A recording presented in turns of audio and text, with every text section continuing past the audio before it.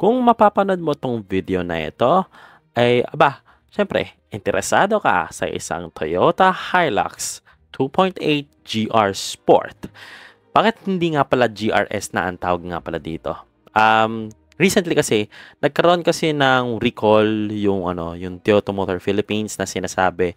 Alam nyo po yung sports bar nyo, medyo maluwag ho ang mga tornilyo nyo. Kaya, ganito na lang gawin natin. Mag-release tayo ng isang variant ng isa pang GRS na lineup ng Hilux at wala siyang sports bar. And by God, para sa akin, mas gwapo itong spec na to. Ang clean looking na wala siyang abala dun sa likod, wala siyang hindi siya masyadong OA for me. And ayun, magiging controversy itong sasabihin ko. But now, I'm safely to say, yeah, clean looks, no tint or clear tint ilagay mo dyan sa Hilux. Yun yung dream spec ko. Well, perhaps napalitan natin suspension. Ayun, yung isa pa doon. Yan. So, here we are. Dito ako sa isang secret location at i-check ko yung interior ng isang Hilux GR Sport. As you can see, yung kulay na na available dito sa na unit is yung emotional red. I believe na may extra bayad yung emotional red, mga around nasa 20,000 pesos. So, ayan. But all models, yung Hilux GR variant, iisa lang naman yung interior nito.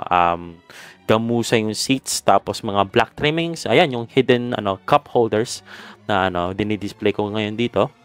And all Hilux GR Sport variants ay automatic. 6-speed automatic po siya. Kung tatanungin nyo kung ilang speed po yun. Tapos may equip na po siyang paddle shifters. And yes, yung buong dashboard ay ganun pa rin. Parang base siya from the 2015 pa na Toyota Hilux, or 16 rather.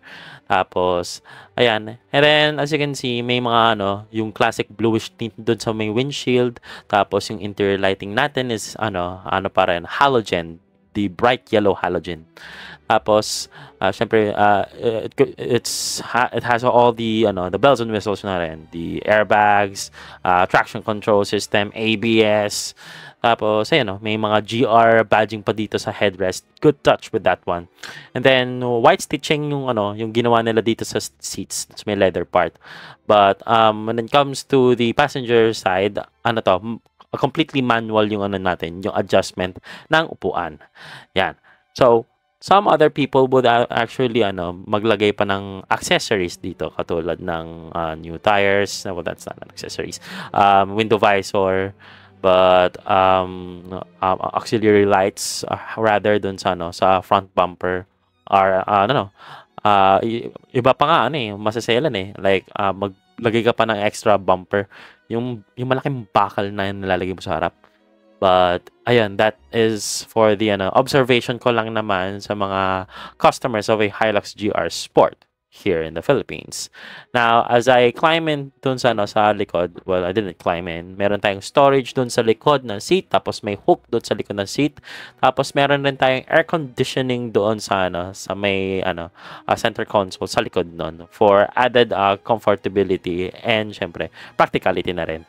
Meron tayong center headrest, tapos may center armrest, tapos syempre kung ano yung kinaganda nitong seats na to, gamusa rin, tapos leather. Pinaghalo siya. By the way, yung mga seatbelts rin doon sa passenger, nakita nyo yun pula rin. That's a good touch. Tapos yan. If you order on a Hilux GR Sport, I suggest na i-convert nyo na lang to LED yung interior lights natin. Probably mainly because it's brighter. Ayun, Good with the touch with the red seatbelts talaga. Ayan, kahit inulit ko siya. Yan, as I slam the door, and then I also slam the front door. Not yet pala. Yung sidings natin dito is halong gamusa at saka leather padded. Tapos ayun yung sidings natin, side steps natin diyan. Tapos yung yan yung design natin ng wheels natin. It's completely blacked out. Kung ako gagawin dito, gagawin ko pa nga yung bronze, yung katulad sa TE37, or siguro yung bronze siguro ng mags ng ng NMAX. Yeah, I know it's quite funny na bakit pa sa NMAX yan. Pero kasi yung shade kasi ng kulay ng ng bronze sa mags ng NMAX. Yan ilalagay ko diyan. Para naman na magkaroon ng contrast pala. Sorry. Tapos all season tires, tapos yung yun yung tire spec natin. Ayan. Tapos yung suspension, well, I have to say dun sa road test, kung i-compare na natin sa isang Ford pa rin yung yung champion talaga kapag when it comes to the suspension. Fox shocks eh. Oh, ayan. Meron na tayong tailgate assist. Ayan, as I display this one. Ayan. So, don't mind the dirt, guys, kasi wala, pick up eh. Parang nababagay naman siyang madumihan. But if you want to keep it clean, or I'm so sorry na it has to be dirty like that. Reverse camera, makakamay ko dito, yung reverse camera nito, may pagkalabo siya. Kung i-compare natin sa rivals nito, ang lino nila, this one, malabo. But at least meron tong 360-degree camera. That's a good plus for that one. Ayan. The red is really, really nice. Tapos, blacked out nga pala yung natin, yung mga badging natin dyan. Ayan. Tapos, may mud flaps nga rin naman as usual as for a pickup. If I were the customer, tatanggalin ko siya actually. So, yan. As I open the driver's door, annoyingly, medyo nahirapan ako dito. But needless to say, nakapasok na ako, medyo nahirapan lang. Basang-basa na akong pawis dyan. Ayan, you are greeted with a 3-spoke steering wheel. Tapos meron siyang red indicator na kung masasabing sa gitna ba talaga yung manibela niya. Tapos, syempre, as standard, you would go with the push start button system. Tapos, one of a kind yung gauges na to, red with the black theme are we going here. Tapos, yung power, tapos yung eco mode, meron na yan as standard. Tapos, ayan, yun yung infotainment system natin. Perhaps this is Apple CarPlay and Android Auto, as usual, for a typical 2 million plus vehicle. Meron yan. Auto-dimming rear view mirror, tapos, ayan, napakita ko na naman ulit yung interior lights na nasabi ko naman kung anong gagawin niya dyan. Tapos yan, another showcase within the leather seats. Tapos yun yung center armrest. Meron siyang deep space. With the paddle shifters. The feeling with the paddle shifters for me, it's alright naman. A bit of plasticky. Kung i-compare mo siya sa Mitsubishi, I would prefer the Mitsubishi. But as long as it does work. And ayun, I have no complaint on this one. There's another thing. I believe that this is a automatic. Lahat ng power windows ay automatic up and down. And look at this one. Yung uniqueness nito ng mga pedals na to. Very, very sporty and it is good to feel when you're going to stop on the accelerator.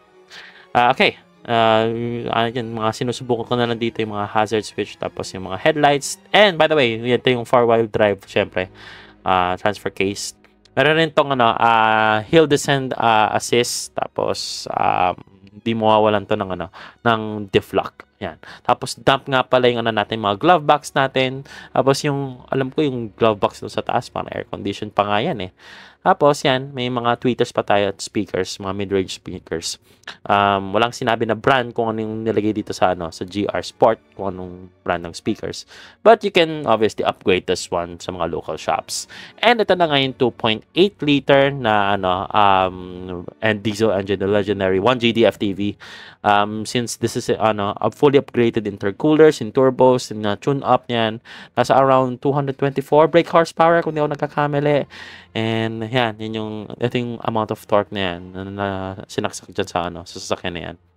And then yung natin, yung radiator cap natin dito na doon na sa may reservoir tank. Syempre may may hydraulic struts na tayo dyan. And then, ayan, that's all the things that you completely know. For more questions, hindi tanongin nyo na lang kapag sa mga ahente nyo or doon sa mga technicians nila dyan. We have a ballistic grill up front. Ayan, look at that. And this is the test drive. Okay, ito na yung second time na ito drive ko yung Hilux GRS kasi ito yung ito yung pinaka-favorite kong pickup. Kaya alam kong maganda yung competitor nito, na-drive ko pa kanina pero wala. Hilux ay Hilux pa rin. Sorry. So, drive. Kasi rear lang gamitin to. Okay. Okay. Kailangan ba natin umikot, sir? Isang ikot? Sige, sir. Sige. Sige. Okay, halaan natin. Ayun. So, ito na yung Hilux GRS. Hydraulic power steering, hindi ako nagkakamali. Tapos 224 brake horsepower dito sa engine output natin. 2.8 liters, 1 GD FTV. Syempre, na-discuss ko na to dati. Ito yung may strip dito para ma-indicate kung gitna yung steering wheel natin. Side ball strains, syempre, obviously it is very useful and very comfortable to the hands. But syempre dito tayong mahawak since nandito yung paddle shifters natin, yung positive and negative. Para magamit mo yung paddle shifters, saksak mo lang siya dito sa sport. As of now, naka-automatic siya. Whenever I play these, ayan na, I'm on my own. Balik lang natin sa drive and syempre a-activate natin yung power mode, in which yun yung sport mode ng Toyota Hilux. Ngayon, meron lang akong napansin, sir, may itatanong na ako. Yung sport bar po natin nasaan? Tupalo po kasi siya ni planta. So nagkaroon ng recall yung sports bar, tinanggal. Okay. So papalitan po siya na ibang design. Para sa akin, sir, nung nawala yung sport bar, ang gandang tignan.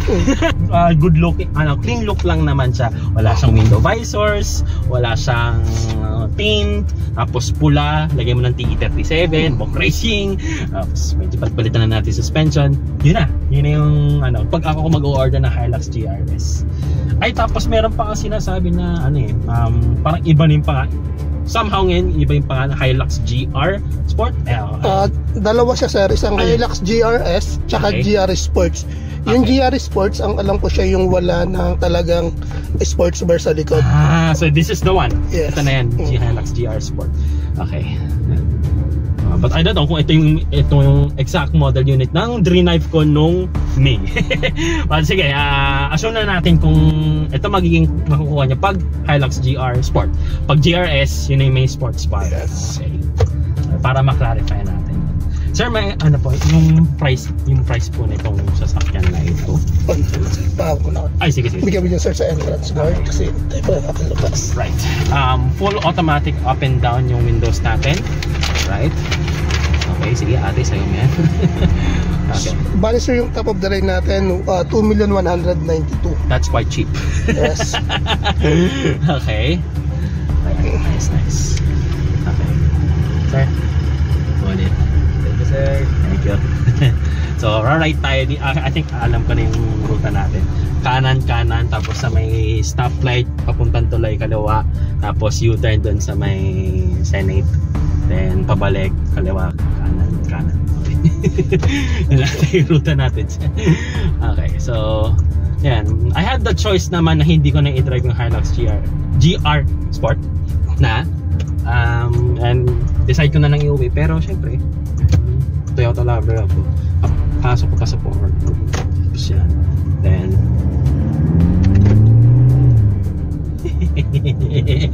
hanggang ngayon ngingiliti ako. Sorry sir, be careful naman, I promise. Okay. Ito sport mode. Nice. Yun ang hatak ng 2.8 kung i-compare mo naman sa kalaban ng 2 litros na Raptor. Yan. Obviously, na-release na kasi yung 3-liter V6. Pero kasi, para sa akin, hindi yun yung match nito. Kasi only 300 units nga lang eh. Ito, hindi naman to limited as of now. But, ayan. So, yeah. Dashboard design. Dashboard design is completely, it's still the same. Right from the, sabihin natin siguro yung, i-base ko siya sa Altis. Walang drastic na design. But I'm not complaining. It's still nice, to be honest. Tapos itong infotainment system natin dito, I assume Apple CarPlay, tapos under to auto na to. Yan, kahit sabihin mo saan papikit dyan. But ayan, needless to say, sige dito na nga tayo sa gitna lane. Ayan.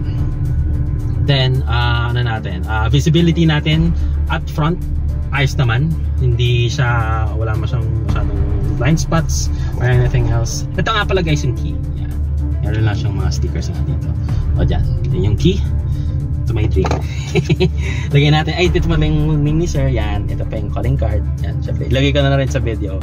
Yan, Toyota Manila Bay. Yan, corporation. Right. Tapos syempre, Since yan sir, i-display ko yung phone number niya. Then sana mabigayaan ka ng customer. Yan. Sabi daw, may nag-comment daw, lalagay ko siya sa park at napaghalataan na ako isang manual driver.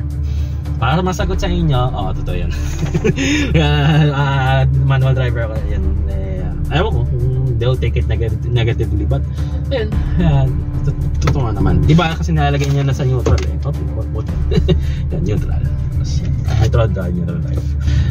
Other features is meron tong cruise control dito sa may dito sa gilid ng manibela. This is quite unique. Quite unique sa akin as of now, sa ngayon, kasi nasanay ako yung cruise control nandito sa sa steering wheel right over there. But ayan, may sarili na siyang stock dito para ma-set mo siya. Adaptive na rin to. Yan. Tapos yan. Since naka-power mode tayo at naka-standstill, medyo maging stiff yung manibela natin. Yan.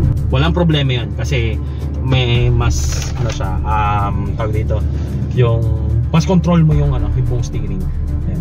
Pag binalik natin sa neutral, pag binalik natin sa normal pala, sorry, magiging malambot siya. Then ayan, most likely standalone city driving tayo. But as hinahabol natin yung stoplight ngayon, so yun sarap talaga na naka-Hilux. Tapos nagbi-blink yung yung blind spot assist. Yan. Okay. Suspension, guys, kaya na magsabi nito para sa akin na-redefine na yung suspension for me. Na-try ko na kasi yung saan ba ako magbe-base. Sige, yung sabihin natin yung Hilux or lumang Fortuner yung Fortuner na first gen. Yan. There was an issue na ganun na yung naging suspension yan. Ngayon naging re-enhance na siya. Not super yung so-called matagtag. But now I am good about this one. Kasi doon ako nagsimula eh. Doon ako nagsimula na nag-observe ng suspension tsaka ride. Ngayon, okay na siya. So that's kasi naramdam ko yung improvement eh. Yun lang naman yung tanging natin eh. Yeah. Pero talaga, low in torque talaga nito ang lakas. Kasi basta sa sport mode ka pa. Tapos hindi pa to naka-remap. Pag ni-remap pa natin to, ay pusit yan. So yan, what else should I say? Ayan, yung mga sunshade holder. Uy, lighting. Tapos yan, mga natin, halogen pa yung natin, mga bombilla pa natin dito. Pero it's okay, at least may ilaw. Yan. Seriously love this. Kaya naka-sport mode tayo, kino-hold niya yung gears. Dito na tayo na, sir? Yes, sir. Okay. Right. Hopefully we can open up just a bit. I'll be very, very careful. Yan. Tapos yan. Nice. Tapos kanina, tinesting ko to. Nung nakatayo to,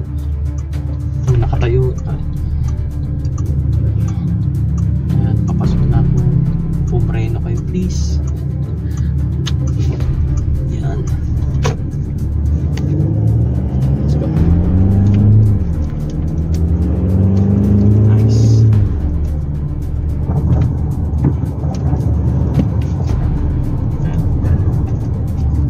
There's the power. Nice. Hindi ko pa sinagad ng sagad-sagad. Nice.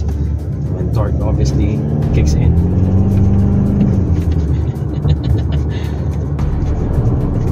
Instant throttle response on my foot. Nice. Tapos turning light on the signal syempre.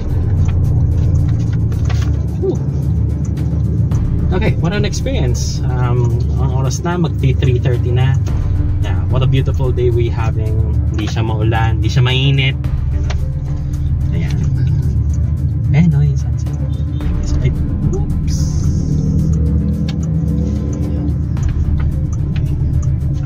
Nice. Tapos be mindful na lang kapag sabihin natin, since na-extend yung natin onte, yung mga flarings natin dito. Be mindful na lang kung mahilig kayo magsisisingit. May sabihin natin kung ang pickup nyo dati wala siyang ganyang ka-extended na flarings, be mindful lang. Pero kaya ngayon yan, ma-adjust na naman yung calculations din niya. Yeah. Just going back to, ayan, probably yan. Yan, lalambot na yung steering. Pansin ka. Yan. Or still the same. Kaya mag-observe. Okay, tapos headlights, yan. Kasama na pala siyang fog light. Okay. Para masaya. Tapos yung instrument dials natin, sir, ibigay mo nga sa akin yan, sir. Kaya ka naman mag-drive ng one handed. Yan. Within the one hand, yan. Ito yung itsura ko, guys, na nasa cockpit. Cruising na lang tayo. Tapos yan, iaabot ko ulit kay sir yung gimbal ulit. And overall, very manageable naman siya i-drive. Kahit naman, pick up pa naman din siya. Yan. Very comfortable, as usual. Okay, quiet. Pagka humato ka, not so quiet, but iba yun sa iba. Yun ang reklamo nila. Pero sa akin, bet ko pa nga yan eh. Yeah, sir, hindi ko na sa inyo, sir. Yan, para safe driving. Normal mode na lang tayo. Ay, des. Yan, drive mode na tayo dyan. It's right over there. Tapos ayun, if ako papipiliin ng kulay, yun, tulad sinabi ko kanina, yung emotional red. Yan na, ganda na. Emotional red, yun yung ano ba yan, sir? Kapag ka emotional red, medyo may waiting list. Hindi naman, sir. Medyo marami na mga unit red. Nice, okay. Pagka may inquiries kayo, Toyota Manila Bay, yun yun si sir. Lagay kayong phone number na. Right. And turn left na tayo dito. Yes, sir. Tapos nga pala, yung throttle, yung since nakasalalay nga rin yung power output dun sa paa ko, nag-automatic nag-i-eco, nag-power mode or ganun. Nice. Yung cabin noise natin, not much, wala naman siyang cabin noise. Yung sigaw lang ng makina, which gusto ko. So, yan. Ito pala, sorry, 4-wheel drive switch. Nakalimutan ko rin. Siyempre, Hilux GRS. Downhill assist, tapos yung rear diff lock right beneath there. Tapos traction control off, kahit gigil na gigil kung pindutin. Pero siyempre, chill driving lang tayo. If I ever own one, naka-off lagi. Okay, padaanan muna natin yung expander, and the DHL. Yan. Nagiging traditional nga pala sa windshield ng mga Toyota SUVs or pickups or Fortuners. Itong parang light blue na nandito sa taas. Pansin ko nga mula nung bata ako, lagi ko nakikita yan. At if you opted go for the no tint option, anong yan pag wala na ito, baka mamaya peke yung windshield mo. So, ayan. Ibig sabihin, nagpalit ka na ng windshield. Yan, padaanin muna natin, citizens. Yes, take your time. And yan, this one, kaya sumikat yung Hilux kasi merong episodes ng Top Gear, Hilux ang ginamit nila. Pumunta sila sa North Pole, ito ang gamit nila, Hilux. Yung sinira nila yung Hilux doon sa sa lugar ng dagat, sinunog yung Hilux. Tapos binangga sa isang puno. Ayun, gumana pa rin yung Hilux. So yan, sobrang reputational talaga na itong model series na to. Ang daming bumibili na to kasi heritage right, proven and tested. Syempre, yun yung paraan para sumikat tong model na to. Hindi naman ibig sabihin na kung ano ginawa ng last time, kung na-duplicate tapos ano pa rin, matibay pa rin, nice, di ba? Matchy kung anong ginawa ng nakaraan, rin na-duplicate ng model, hindi nice. Pero syempre, time goes on, syempre yung mga technologies natin, kung ano yung nadadaganito lang naman yan I really appreciate yung Hilux na J, meron pa yung 4x4, meron pa nun, diba? So may salamat sa social media, yung TikTok, YouTube, yun yung nagiging simula pa lang ng trend ng Hilux J4x4. Kasi isipin mo, kung ano yung sasaksak mong pyesa doon, syempre mura lang siyang palitan. Depende na lang kung anong pyesa na ikakabit mo. Yan. Just being mindful sa mga tarpaulin. Gas-gas yan. Yan. Yan. Ayan. So, ayan, ang gusto ko sabihin doon is napakadali lang i-maintain nun.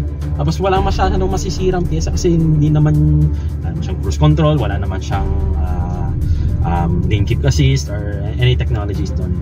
Kaya kapag gusto mo talaga matibayan pero modern yung pickup yung pipiliin mo, Hilux J4x4, diba?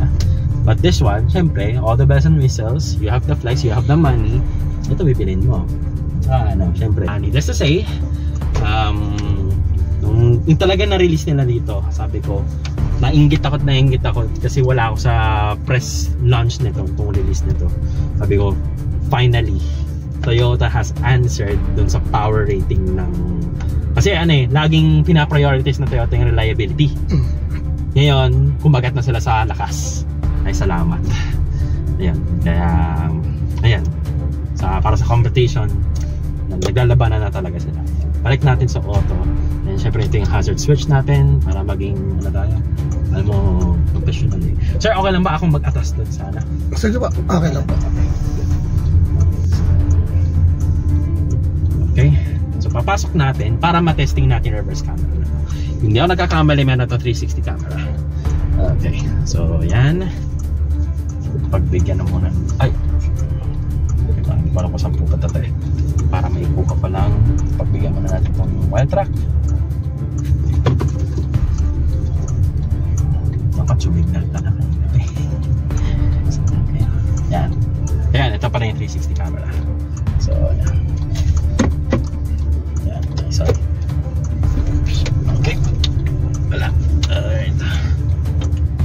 Okay. Positioning para mag-park.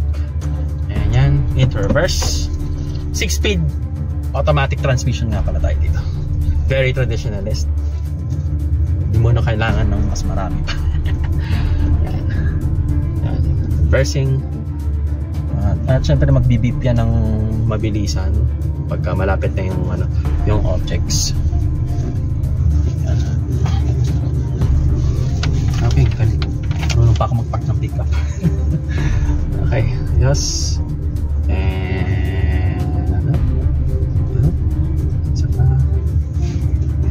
Okay, into park. Mechanical handbrake. Yan, very nice. Red leather steering wheel. Ay, red leather na seat belts. Ayan, sir. Thank you very much sa pag-assist. Thank you very much. Thank you. So, ayan. Maganda na yung mga bags ko. Tapos yan. Yan. So, yung Toyota Hilux GR Sport.